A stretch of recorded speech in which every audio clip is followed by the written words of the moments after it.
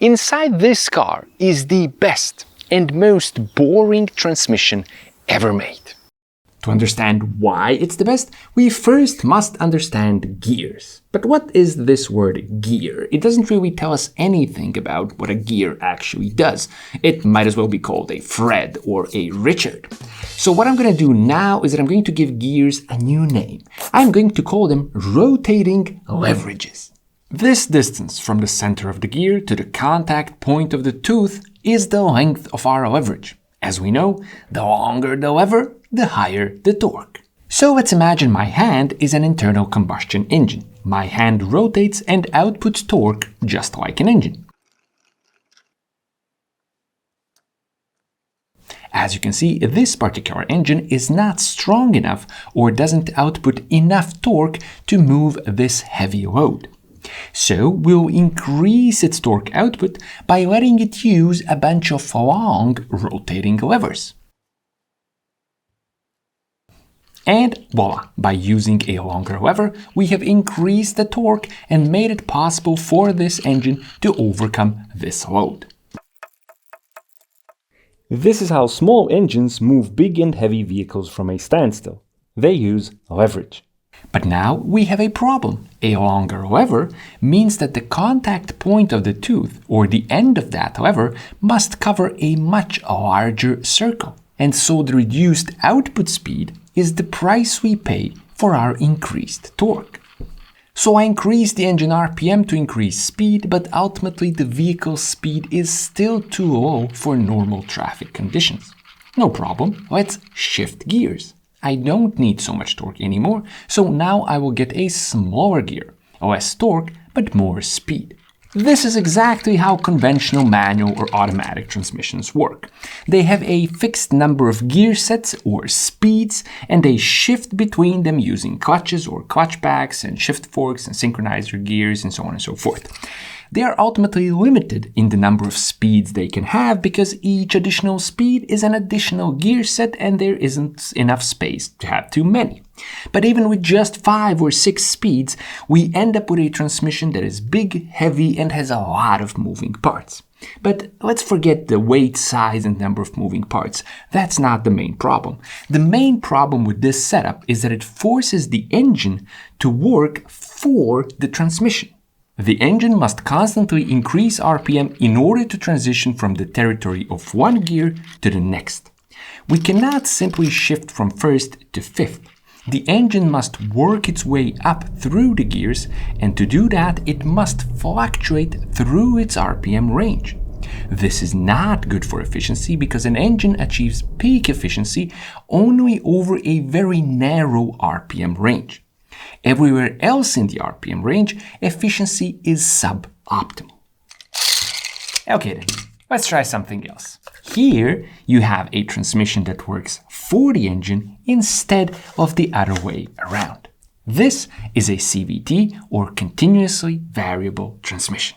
Unlike a conventional gear transmission, it doesn't have 5, 6, or even 7 speeds. It has an infinite number of speeds, while at the same time being smaller, lighter, cheaper, and having less moving parts. Despite having infinite speeds, it never has to shift.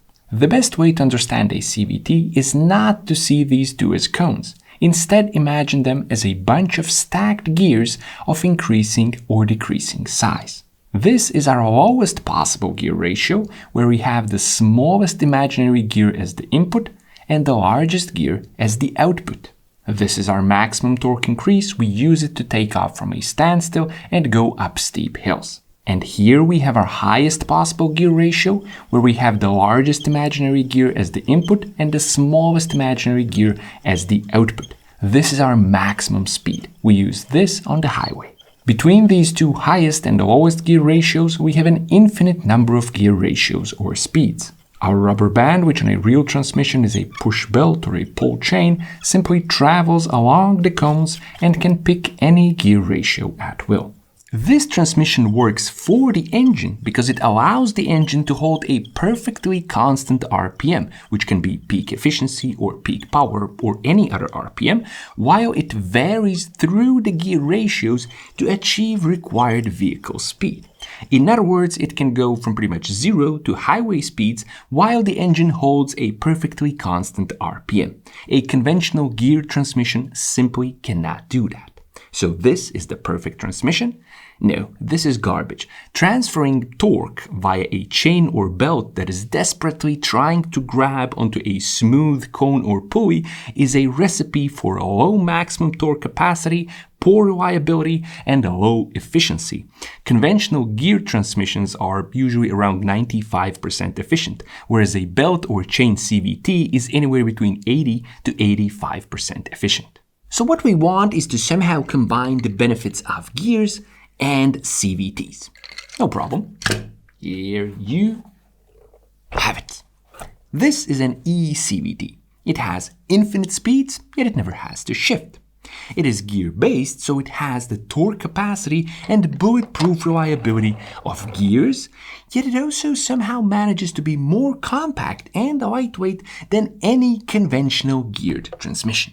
This part is extra long only because I needed to create space to be able to film this part here. In reality, this is right next to this. It's all very compact. And what you see here is pretty much what's inside.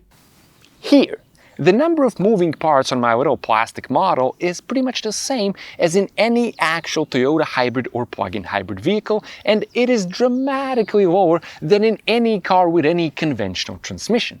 This car has no clutch or clutch packs, no shift forks, no gear sleeves, no synchros, no pulleys, no belts, no chains, no valve bodies, no torque converters, nothing. The transmission is literally just a bunch of gears. The only catch is that this transmission only works with a hybrid, and that's because it needs 2 torque inputs to operate, so an internal combustion engine alone cannot run this. At the heart of this transmission we have this, which is a planetary gear set. It's called a planetary because the central green gear is sort of like the sun. The red gears are like planets because they rotate around the sun, and the outer blue part is called the ring gear. On this side we have motor generator 1 and motor generator 2. Motor generator 1 is connected to the sun gear, and motor generator 2 is connected to the ring gear. Now both MG1 and MG2 are 3-phase AC permanent magnet motors, which means that they can act as a motor, in which case they turn electrical energy into motion or torque. And they can do this in both directions. Or they can act as generators, in which case they turn motion into electricity. This too they can do in both directions of rotation. On the other side, we have the internal combustion engine, which as you can see is connected to the planet gears and can only rotate in one direction. Okay, let's start in EV only mode. In this mode, there is only one thing happening, and that is that MG2 is using electrical energy stored in the battery in order to turn the wheels via the ring gear. That's it. As you can hear, the engine is doing nothing. 0 RPM turned off. The planet gears are simply freewheeling on their shafts without any rotation of the engine itself. We can notice that MG1 is spinning in the same direction as MG2 during EV-only mode. It must spin because it's geared to MG2. There's no way around it. So what the computers and inverters do in this mode when MG2 alone is driving the wheels is that they control MG1 in such a way that it doesn't produce any torque, neither as a motor nor resistive torque as a generator. Essentially, MG1 is just freewheeling. Now we're about to merge onto the highway. In this case, EV mode alone is no longer enough to provide sufficient power. And so the engine starts, joins the party, which means that we are now in hybrid mode. The first question we must ask is how do we even start the engine? Because all Toyota and other hybrids with this anatomy, they don't have a starter motor in the traditional sense. Instead, the engine starting duty is handled by MG1, which, being a 3-phase, very powerful AC motor, is an extremely robust engine starting solution that can spin the engine up to any required RPM, which of course builds the oil pressure inside the engine, and then all the ECU has to do is to instruct the injectors and the spark plugs to fire at that particular RPM, starting the engine. At the same time, the E-CVT anatomy ensures that engine torque never abruptly jumps in like it does in some other hybrids, which are usually only electrified conventional automatics. Here, engine torque is smoothly blended in. In other words, you will never actually feel the engine come on. You will only hear it because there's no drivetrain jolt or shock of any kind. But here's the real magic. As we said, this is a CVT. So let's imagine that this here is 2,500 or peak efficiency RPM. Now observe how wheel speed will keep changing while engine RPM will remain the same. This is the beauty of a planetary gear set. By changing the speed and direction of MG1, we can continuously and infinitely vary the gear ratio to change the wheel speed while engine RPM remains perfectly constant.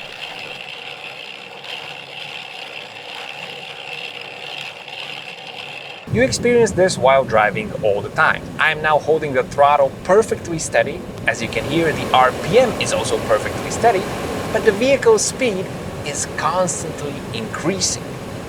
This means that you can reach your required speed with the engine never going out of peak efficiency or peak power RPM or any RPM in between. Something else we can do with the engine is to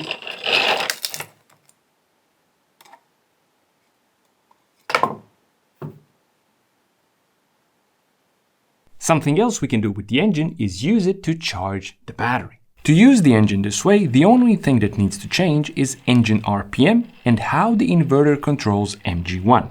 Everything still spins the same way, but now we use the fact that the engine is rotating MG1 to turn that movement into electrical energy. MG1 turns from a motor into a generator and charges the high voltage battery. The engine can charge the battery both at idle, when the vehicle is stopped, or when the vehicle is moving. Now, the engine isn't the only one that can charge the batteries. The wheels too can charge the batteries, and that's called regenerative braking. When releasing the throttle or braking, the wheels are still turning, while at the same time we don't need to produce any torque. So in that scenario, we turn the engine off because we don't need to rely on engine braking, since we have MG2, which is directly connected to the wheels. During braking, the inverter controls MG2 to produce a resistive torque which slows the vehicle down, while at the same time using the rotation of MG2's rotor caused by the wheels to create electrical energy that is then stored in the battery. And finally, how do we go in reverse? Well, that one is dead simple. We just rotate MG2 in the opposite direction. Remember, AC motors can act as motors or generators in either direction of rotation. In other words, we don't need a reverse gear nor a mechanical system to shift into reverse. So to sum it up, we have 2 charging and 4 propulsion modes. The first one is EV only, where only MG2 turns the wheels and the engine does nothing. The second mode is parallel hybrid, where both the engine and MG2 turn the wheels. The next mode is a series hybrid, where the engine rotation is only used to create electricity, which is transferred to MG2 to drive the wheels. So the engine is only acting as a generator. In the final fourth mode, we have the engine alone driving the wheels, with the electrical motors either freewheeling or capturing extra engine power to charge the battery. The end result? A ridiculously efficient vehicle with massive electric-only range, zero range anxiety, and less moving parts than a combustion-only car. Seriously, it has less moving parts than a combustion-only car. The only reason people think that hybrids are complicated is because many other manufacturers took existing drivetrains with existing automatic transmissions and then just added an electrical system on top. Of course, this resulted in more moving parts while maintaining suboptimal engine behavior for the sake of a hybrid badge on the back. And now for my fellow nerds, some interesting details and subtleties. Let's go back to EV-only mode. So MG2 is the only thing rotating the wheels, the engine is doing nothing, and because it's all geared together, MG1 must also rotate. The problem we have is that due to the gear ratio built into the planetary gear set, or the power split device as Toyota calls it, MG1 is forced to rotate faster than MG2. So as EV-only speed increases, we eventually reach the RPM limit of MG1. This is the RPM at which the rotational, aka centrifugal forces inside MG1 become so high that they can tear the motor apart. And this then becomes the effective speed limit for EV-only mode, because to protect MG1, the system must start the engine. This relieves MG2 of some of its duties, which lowers MG2 RPM, and this consequently also, of course, lowers MG1 RPM, preventing it from falling apart. What Toyota has done over the years is that it changed the gearing and also developed and used electrical motors with ever higher RPM limits in order to enable an ever higher EV-only top speed. As you can see, I'm driving at well over 100 kilometers per hour now in EV-only mode. But that's only possible because this is a plug-in hybrid. Now, this transmission anatomy is pretty much the same for both hybrids and plug-in hybrids, the only difference, of course, being the size of the motors and the batteries, and a tiny little part that only plug-in hybrids have that enables a much higher EV-only top speed and better EV-only acceleration. And that's that in a plug-in hybrid, MG1 can also act as a traction motor. It can assist MG2 in turning the wheels, which in a regular hybrid it can never do. The problem we have is that using MG1 to assist MG2 in turning the wheels causes the engine to rotate in the wrong direction. We definitely don't want that because it can harm the engine. So what a plug-in hybrid has is a one-way sprag clutch between the engine and the flywheel, which prevents this opposite engine rotation while enabling MG1 to jump in and assist MG2. Okay, next interesting little detail, as you can see, you can shift into N or neutral. But in this car and in all other E-CVT vehicles, that's a massive lie. It only exists because most countries in the world require a neutral for the purposes of towing and other stuff, so it's there just for legal purposes. And shifting into neutral does not physically decouple the engine from the rest of the drivetrain. In fact, it physically decouples nothing from nothing because in this transmission, it is physically impossible to decouple things unless you remove the casing and get the gears out or something like that. So what shifting into neutral does is that it just turns off the electrical motors MG1 and MG2. That's it. So if you can imagine going downhill coasting in neutral and listening to music and having your AC on, you're eventually gonna drain your battery while coasting in neutral. There's one more shifter possibility that people who have never driven a hybrid will be unfamiliar with, and it's called B. B stands for braking, and it instructs MG2, the electrical motor, to do more regen braking, to capture more of the car's movement or kinetic energy. If we capture more of the movement, there's going to be less of it left to keep the car moving. So naturally the car is going to slow down more and we're going to charge the battery more. So you should shift into B whenever you can to save more energy. No, you can't predict the future. You're going to get it right sometimes and you're going to get it wrong sometimes. And when you get it wrong, you're going to have to make up for it with the accelerator. And so overall, the net energy gains are either going to be zero or more likely negative. B is best left for a long downhill descent. Something else the system can do is protect the battery from overcharging. If you start going downhill and braking with a fully charged battery, the engine is going to start and engine braking will be used to protect the battery and to prevent the undersized brakes from fading or overheating. Okay, quiz question. This shifter, what is it mechanically and hydraulically connected to? Tick-tack, tick-tack, tick-tack, tick-tack, tick-tack, brrrr, time's up.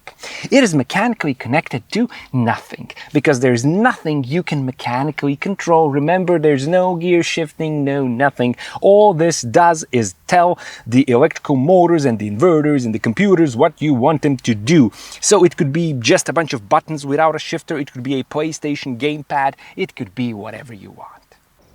Okay, one more interesting detail. Hoekma, no belts. You will never have to change an accessory belt on this car because there isn't one. Both the AC and the water pump are electric, and there's no alternator. There's no alternator because you don't need one. The 12-volt battery in the trunk is charged by the high voltage battery, which is charged by MG1 and MG2. All you have is a DC to DC converter which steps down the voltage to 12 volts so that this little battery can power your accessories. And finally, something you may have wondered about. If we need to spin MG1 to manipulate the gear ratio, does that mean that we need to consume electricity just to use the transmission? The answer is surprisingly no. First of all, in order to manipulate the gear ratio, we just need MG1 at a certain speed. It doesn't need to produce a lot of torque. Minimal torque is fine. So even when it needs to consume electrical energy, it consumes very little. But it doesn't need to consume overall even that very minimal amount in order to run the transmission. When we are in a low gear ratio, in other words, when we are traveling slow or going uphill or whatever, in that case the engine is spinning faster than the wheels. So we have extra engine rotation at our disposal, but we also have a high demand for torque. In that scenario, the extra engine revolutions are captured by MG1 and turned into electricity. In most cases, in regular hybrids, MG1 will transfer this electricity to MG2 so that MG2 can assist the engine in terms of torque. When we are in a high gear ratio, aka overdrive, so something like driving on the highway, the engine will actually be rotating slower than the wheels. But at the same time, we have a very low demand for torque because the vehicle is already moving at a high speed and has a lot of inertia. In other words, we have an excess torque coming from the engine. Now what we do is that we capture that excess torque using MG2 and then feed it back to MG1 to power its spinning. Ultimately, we manipulate the planetary gear ratio pretty much for free.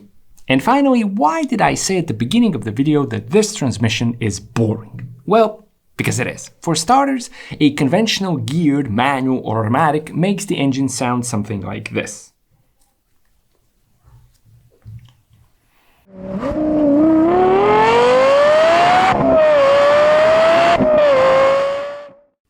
Whereas this makes the engine sound like this. The first time I heard this, I was thinking, hey, the non-existent clutch must be slipping or something. It sounds wrong. Of course, this is just a matter of perception and habit. And that's because many of us are very much used to the fact that engine RPM noise follows vehicle speed. When these two things are disconnected, it sounds and feels wrong to us. But sound and noise are just one reason of why the E-CVT is so boring. The other reason, and perhaps more important reason, is that the driving feeling is simply very much indirect. In a combustion-only car, you have direct control over engine RPM. In an EV, you have direct control over the acceleration. There's no noise, but at least you have direct control over the only propulsion method of that vehicle. Here, what you're doing with the throttle pedal is that you are making suggestions, expressing your wishes. And then a bunch of very clever computers decides how to control two electric motors and what gear ratio to choose and what engine RPM in order to try and fulfill your wishes. So the output based on your input is always going to be a blend, a cocktail of things. And because electric motors and engines produce torque very differently, this cocktail is going to be a complex thing. But our butt dynos are simple, and so they can't really process this complex blend of torques and whatnots. You are always going to get the amount of performance you asked for. It's just that it's not going to feel like what you're expecting.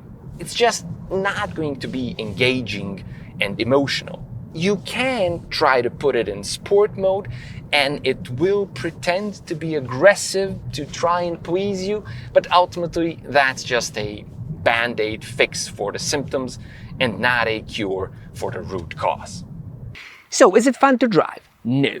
Is it an effective solution to transport and a well-engineered marvel of modern technology?